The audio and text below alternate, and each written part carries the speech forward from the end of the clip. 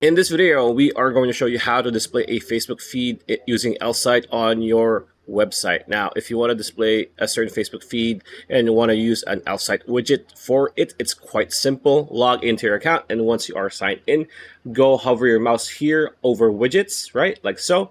And you want to go to social, which is the first option.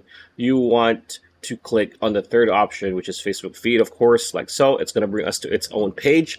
Once you are here, you want to click this button, create widget for free, like so. We're going to slide down here, and here you need to choose what template you want to use for your website. For example, you want to choose fun full with posts, like so. And we need to scroll down a bit until we see this green button that says continue with the template. So clicking this will allow us to not only connect to your Facebook account, we can actually edit the layout. So we can just pretty much customize it however we want. And once we are done with every customization and we're satisfied, all we need to do is click on the add to website for free button over here on the bottom left, and you will be good to go. So pretty much it. That's a video. Hope you liked it. Like, comment, share, subscribe. Ring that bell icon. See you on the next video.